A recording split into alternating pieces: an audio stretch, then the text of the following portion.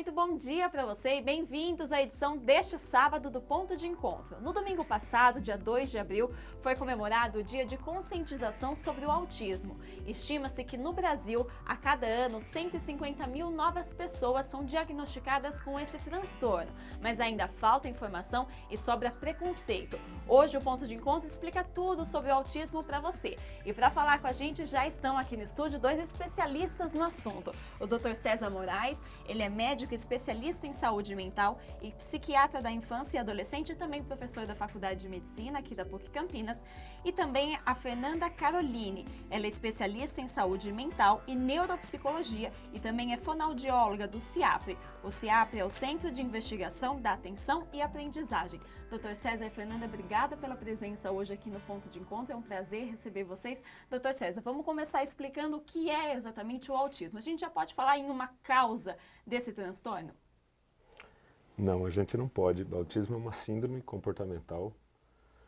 Na realidade é um construto teórico, onde as crianças apresentam dificuldades de interação social, dificuldades de linguagem e um padrão de comportamento que é repetitivo.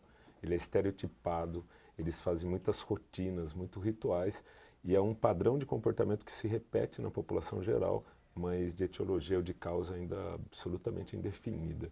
A gente sabe que tem um papel da genética muito grande na causa desse transtorno, mas ainda é uma síndrome, ela não tem uma causa definida e é caracterizada fundamentalmente pela observação dessas características de comportamento. E, doutor César, quando se fala em autismo, as pessoas rapidamente associam essa síndrome à infância. Isso é Sim. porque os sinais começam a se demonstrar nessa fase da vida? Sim, conceitualmente, pela Organização Mundial de Saúde, o autismo, os sintomas de autismo têm que começar abaixo de 3 anos de idade.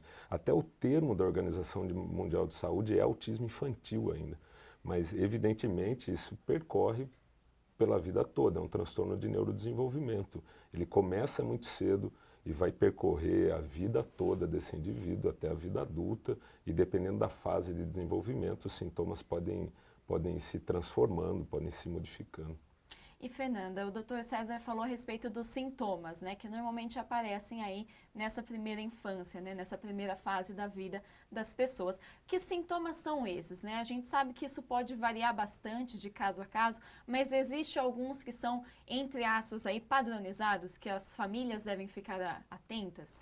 Existem sim duas grandes áreas que são mais importantes aí, que têm comprometimento, né? A área da comunicação social, envolve linguagem, interação social, a capacidade de compreender o outro, de compreender habilidades sociais, né? De conseguir conviver de acordo com essas regras sociais que são construídas em cada grupo, né? Em cada fase da vida. E a gente também tem o comprometimento na área do comportamento, então comportamentos, estereotipias motoras, então movimentos motores repetitivos que não têm uma função específica, interesses restritos, os indivíduos costumam falar muito sobre um assunto específico ou brincar muito com algum tipo de objeto, ou mesmo não brincar de forma funcional, mas tê-los à mão o tempo inteiro, ou se atentarem a características mais específicas, como por exemplo um carrinho, ao invés de brincar de forma funcional com o carrinho, fica mais atento à rodinha, ao girar da rodinha. E como que é feito o diagnóstico, né? São vários sinais, como você mesma falou, mas claro, sinais isolados às vezes podem confundir a família e até uma equipe aí que esteja trabalhando com essa criança. Esse diagnóstico é difícil de ser feito? Como que isso deve ser tratado, Fernanda? Como o Dr. César disse, é um diagnóstico clínico, né, por observação clínica e interdisciplinar. Então a gente até tem algumas escalas que nos direcionam aí alguns comportamentos, a identificar alguns comportamentos e até auxiliam em entrevistas com os pais para que a gente consiga entender como foi o desenvolvimento ou como tem sido o desenvolvimento dessa criança, mas de modo predominante o que prevalece é a observação clínica, né? em diversas áreas. Então, a interdisciplinaridade ela é super importante porque a gente está falando de um transtorno do desenvolvimento que vai acometer várias áreas. Então, uma avaliação fonoaudiológica, psicológica, um segmento médico, né, na psiquiatria, na neuropediatria, às vezes uma avaliação com terapeuta ocupacional e principalmente a gente levar muito em conta no caso de crianças que estão na escola, como elas estão se comunicando, como elas estão desenvolvendo a habilidade de comunicação social. Então, é necessário que todo mundo converse, que a gente consiga compreender essa criança, né, esse indivíduo, a partir dessas diferentes áreas. Doutor César, a gente viu aí da importância desse diagnóstico ser feito logo na primeira fase aí da vida da criança, mas a gente sabe que infelizmente às vezes isso não acontece, que a pessoa descobre o autismo depois na adolescência ou depois desses 3 anos iniciais de vida. Que tipo de consequência que isso traz? A consequência é imensa. É uma síndrome que a gente não tem um tratamento específico e tudo que a gente quer fazer é diagnóstico precoce. Hoje a gente consegue fazer diagnóstico com crianças de 1 ano e 4 meses, 2 anos de idade. Isso permite que uma criança diagnosticada nessa idade possa chegar por volta de 5, 6 anos e modificar absurdamente os padrões de sintomas e muitas delas até terem se considerar uma saída do próprio espectro. Apesar de manter alguns sintomas de desatenção e algumas dificuldades sociais, há uma mudança muito grande. Se você faz um diagnóstico tardio e a média de idade de diagnóstico no Brasil é com 8 anos de idade, absurdamente, a chance dessa criança modificar cai de 40% dessas outras crianças diagnosticadas muito cedo para 2% de chance de levar uma vida adulta independente.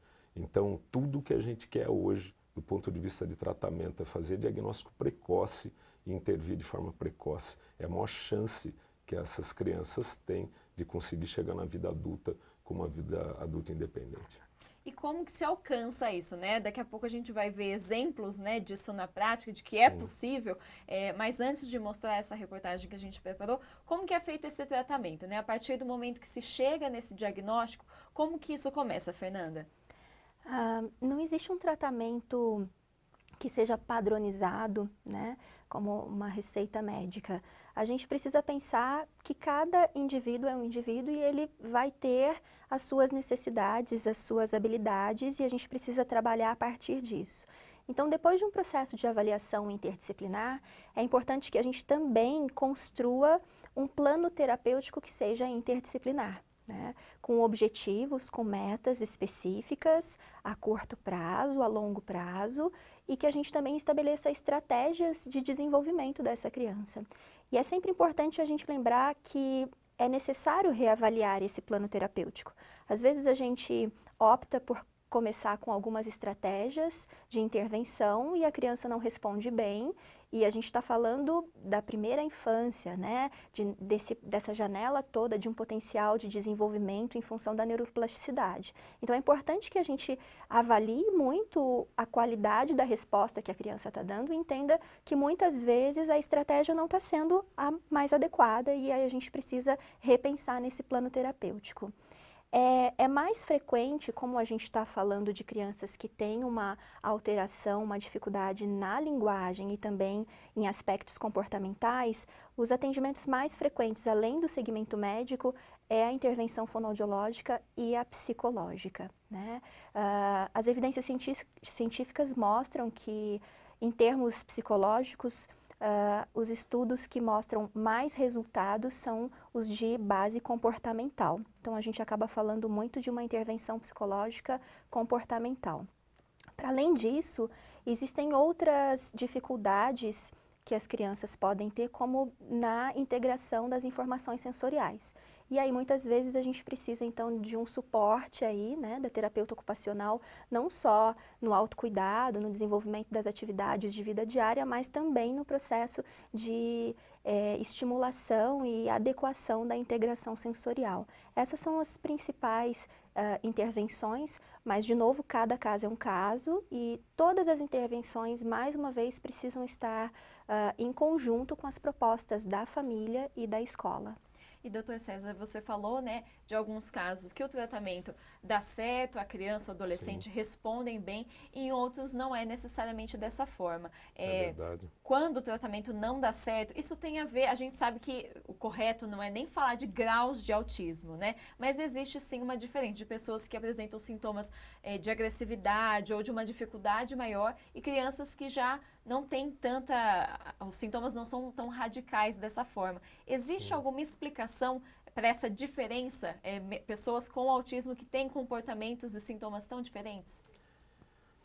Que o autismo, como uma síndrome, ele define algumas coisas, né? As dificuldades sociais, a de linguagem, de habilidade criativa. Mas você vê em cada um níveis de comprometimentos que são diferentes. Você pode ver desde a criança que tem um padrão de funcionamento muito alto, que fala, que tem um nível intelectual normal, que tem alguma dificuldade de habilidade social, e o outro que tem um comprometimento intelectual grave, jamais a vir a falar, ele não olha para você, ele fica fazendo flapping o tempo todo. É colocado tudo dentro do mesmo padrão de diagnóstico. São crianças, com certeza, absolutamente diferentes, que têm provavelmente comprometimentos funcionais do ponto de vista neurológico também diferentes. É que, infelizmente, a gente ainda não tem um conhecimento tão grande do ponto de vista etiológico ou de causa para conseguir entender o porquê dessas grandes diferenças. Mas elas existem e elas precisam ser observadas para, evidentemente, você poder fazer um tratamento apurado. Agora, o resultado do tratamento é uma questão muito interessante de se discutir. Porque, assim, o que é ter um resultado bom? Aí eu penso numa criança com desenvolvimento típico. O que você mais pode fazer por filho é o filho ser feliz e o filho ser independente. Eu conheço várias famílias de indivíduos com autismo que vivem muito bem e têm uma qualidade de vida muito boa. É evidente que os pais buscam por independência. Mas mesmo chegando na vida adulta, sem um grau de independência muito grande, é possível o indivíduo ter qualidade de vida. Então, é que muitos acreditam que o tratamento efetivo é você simplesmente fazer essa criança falar, interagir e melhorar a habilidade criativa. Nem sempre isso é possível, mas isso não impede da família e o próprio indivíduo passar pela vida com qualidade de vida e ser absolutamente feliz. Inclusive, essa felicidade, essa independência, muita gente consegue alcançar. E o nosso repórter Vinícius Purgato conheceu 2 pessoas aqui da nossa região que têm autismo e levam uma vida super independente. Vamos acompanhar. Mais de 2 décadas separam Paulo, de 43 anos, e Danilo, de apenas 20. Ainda assim, os dois apresentam histórias e objetivos parecidos. A primeira semelhança é o diagnóstico de autismo. A segunda é o desejo permanente de se manter no mercado de trabalho. Atualmente, ambos estão empregados, mas a realidade não é assim para todos que possuem o transtorno. De acordo com a DACAMP, a associação especializada no acompanhamento de autistas, não existem dados oficiais que indiquem a quantidade de pessoas com TEA no mercado de trabalho. O que se sabe, porém, é que a inserção é bastante difícil. Para efeitos legais, o autista é considerado pessoa com deficiência. Ainda assim, o mercado costuma absorver menos aqueles em que o desempenho cognitivo e social é afetado. É nesse momento que as pessoas com autismo têm menos oportunidade de contratação. Antes de ser admitido nesta farmácia, na qual já trabalha há 5 anos, Paulo sentiu na pele essa dificuldade. Eu sofri muito bullying, né? Fui xingado das vezes que eu trabalhava com aquário, né? Eu não vou falar... Já xingou meu patrão tratou mal, foi isso. Mas a realização do sonho se concretizou com a ajuda de profissionais como a Sandra, uma das responsáveis pelo programa de inclusão oferecido pela DACAMP. Trabalhar a questão das habilidades que eles apresentam, a comunicação, interação social, as regras sociais, o código social, como que eles precisam estar preparados para quando chega o momento dessa inclusão. Então é esse trabalho que nós fazemos dentro da instituição. E foi também a partir do projeto que Danilo encontrou a tão desejada oportunidade de emprego.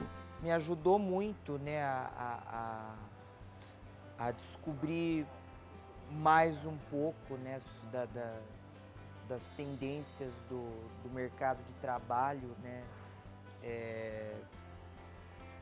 a saber quais são as regras sociais, o que pode, o que não pode. Então, isso me ajudou muito. 6 meses após a contratação, o jovem já parece bem habituado no trabalho e sobra até tempo para se arriscar em novas tarefas. A minha função principal aqui é o talher, mas quando não tem eu já vou lá, tomo iniciativa, vou fazer alguma outra coisa, né? Então eu acho que essas são as coisas que me incentiva a estar aqui. Você via a própria expressão dele, totalmente diferente, a comunicação, conversando com as pessoas, interagindo com o grupo aqui, né? Tomando algumas decisões, né? Sendo proativo, algumas coisas até que fogem um pouco da função dele, sem a gente pedir, ele já tomava à frente, tentava resolver, conversava, tinha algum tipo de dúvida, nos procurava, então achei bem bacana, bem interessante. Ele teve uma evolução nesses meses que eu fiquei impressionado. Agora, a dupla espera que os colegas também tenham chances e que possam, sobretudo, ter a vida transformada. E hoje você se sente, então, realizado. Uhum. Por quê? Porque eu dei a volta por cima, né?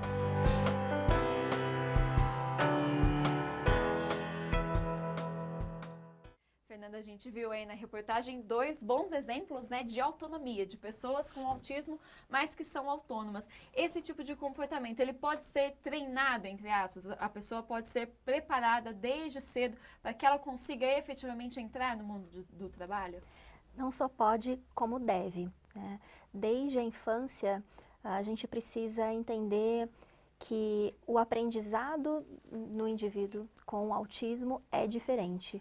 A gente precisa entender que eles têm dificuldade de imitação, de observação, de adquirir algumas habilidades que são simples, né? Que são do senso comum e que a gente acaba aprendendo por observar o outro fazer.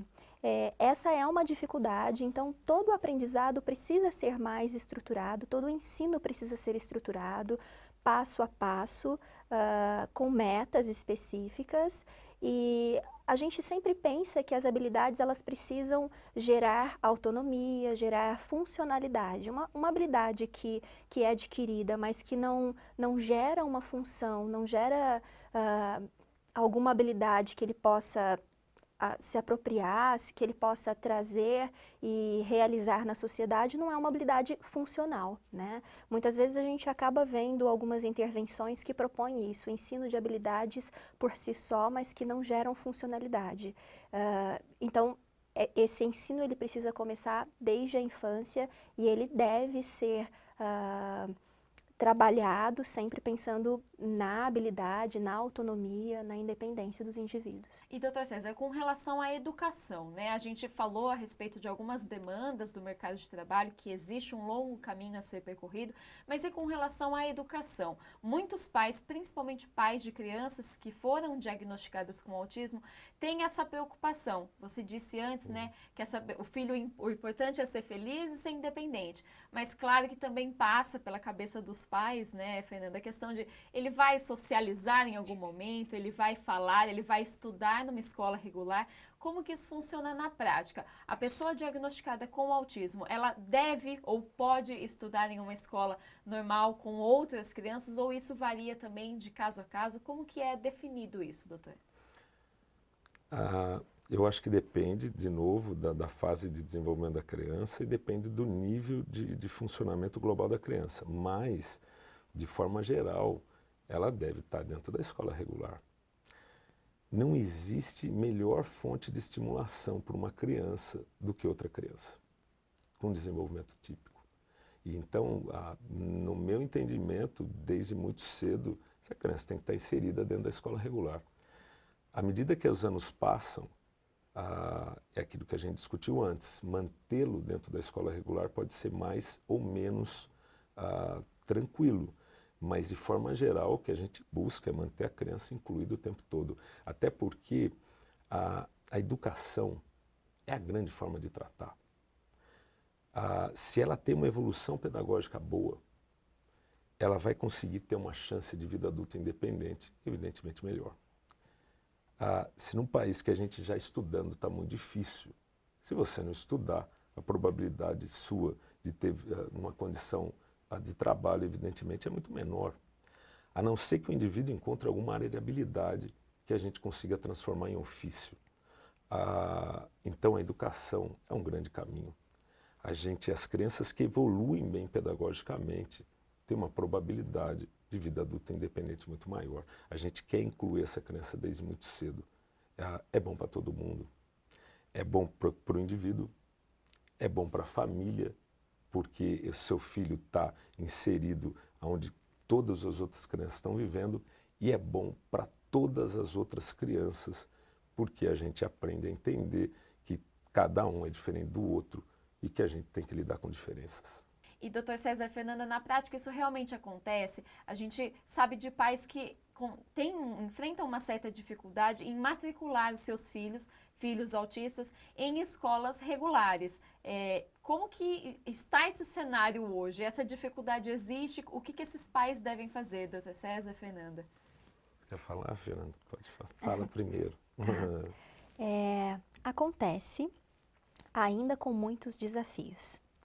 Acontece porque é lei, então é direito das crianças e, como o doutor César disse, é benéfico para todo mundo, é necessário que seja assim, mas ainda é algo novo, na prática é muito novo. Então, a gente tem muitos desafios. Depende do professor, depende da estrutura da escola, depende da direção, da proposta pedagógica que a escola coloca, né, que oferece. Então, acontece, mas existem muitos mais desafios do que sucesso hoje, né? A gente ainda está num nível muito inicial de fato, tornar a inclusão educacional algo efetivo. Mas a gente precisa começar, e então precisa ser do início, né? E a gente tem conseguido, sim, principalmente em escolas públicas, muito mais vezes do que em escolas particulares, sucesso e, de novo, sempre com o apoio terapêutico, familiar, tem que ser um trabalho conjunto. Não é porque o aluno está matriculado em uma escola que a responsabilidade é exclusiva da escola. A responsabilidade sempre é num tripé, família, profissionais e escola. Esse trabalho sempre tem que ser conjunto. Doutor César. É um tema polêmico, mas assim, é lei. Existe hoje uma lei de inclusão. Se é lei, ela deve ser cumprida. Isso, evidentemente, não é sempre tão fácil para a escola, porque o Brasil resolveu fazer inclusão de cima para baixo, por lei, sem criar uma adequação para as escolas também de receberem esses indivíduos, o que é muito bom para eles. E aí eu penso o seguinte, quem faz a escola são as pessoas. E aí você pode encontrar pessoas que realmente queiram fazer um trabalho adequado e que entendam que é fundamental a gente incluir as pessoas dentro de uma sociedade justa. Nem sempre as famílias vão encontrar, porque existem tantos outros interesses, evidentemente, por parte da escola. E aí é uma decisão da família. Se você consegue se utilizar da lei e fazer com que a criança fique dentro daquela determinada escola, porque é um direito que ela tem, legal, ou se você vai pensar que se aquela escola não tem estrutura, ou está dizendo claramente que não tem recursos de manter a criança lá, se é isso que deve ser feito. Eu acho que não. Eu acho que se a escola não tem preparo, diz claramente para a família que não tem, você fazer inclusão através de formas legais, talvez não seja o melhor caminho. E aí a gente deve buscar as escolas que têm esse preparo. O problema é que muitas famílias buscam várias e não conseguem. E tem um outro dado, muitos desses indivíduos precisam de mediadores dentro da escola. Precisam de alguém que acompanhe aquela criança lá para que se possa fazer um trabalho adequado, até porque a criança não está lá para se socializar. ela está lá para aprender. A escola tem um papel fundamentalmente de educação formal. Então, ela não basta estar inserida dentro do grupo, ela tem que ter um processo de aprendizado, do ponto de vista pedagógico, do ponto de vista formal. A escola tem que estar preparada e ela tem que conseguir aceitar a equipe lá dentro para ter orientação, aceitar a mediadora lá e conseguir compartilhar muito junto com a família quais são os caminhos melhores. Bom, a gente está quase chegando ao final dessa edição do Ponto de Encontro, mas antes de encerrar, como um apelo a quem nos assiste, principalmente aos pais, né? Nós falamos do papel da escola, das instituições e do papel da família, que também é muito importante. Os pais, que tipo de postura que eles têm que ter nesse momento? Claro, é um mundo de desafios que eles vão enfrentar aí, mas que tipo de postura que eles devem adotar? Fernanda, por favor. Quando a gente pensa num diagnóstico, né, a nossa vivência prática mostra isso. Quando a família acaba de receber um diagnóstico, principalmente numa idade, na infância, né, numa idade mais precoce, a gente observa que esse diagnóstico ele vem como uma sentença, muitas vezes uma sentença muito negativa, né? Porque a família tem uma expectativa muito grande em relação ao seu filho. Todas as famílias têm uma expectativa muito grande. E a gente coloca em xeque o que vai acontecer no futuro dessa criança. Por outro lado, quando a gente fala de um diagnóstico precoce, a gente está falando de conduzir da melhor maneira adequada essa criança no desenvolvimento desde muito cedo. E a gente amplia consideravelmente todas as possibilidades de qualidade, de autonomia, de bom desenvolvimento que ela possa ter, né? Então, eu diria que os pais precisam sempre estar muito mais positivos, porque a gente sabe, não é um transtorno, não é uma situação fácil, né? Existem muitos desafios ao longo do desenvolvimento, cada fase de desenvolvimento vai trazer os seus próprios desafios.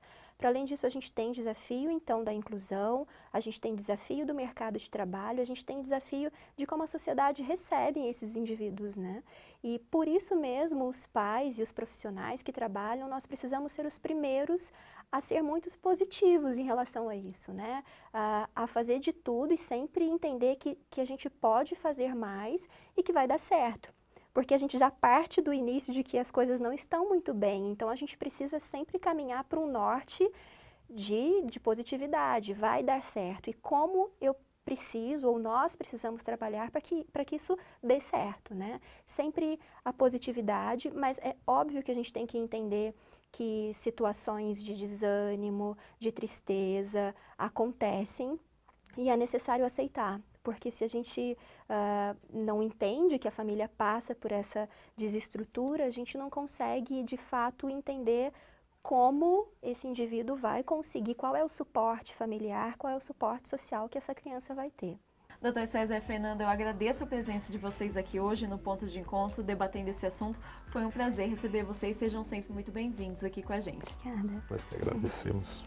E essa edição do Ponto de Encontro fica por aqui. Outras produções da TV PUC você acompanha na nossa página no Facebook, nosso canal no YouTube e também no portal da PUC Campinas. Obrigada pela sua companhia, um ótimo sábado para você e até a semana que vem. Tchau, tchau!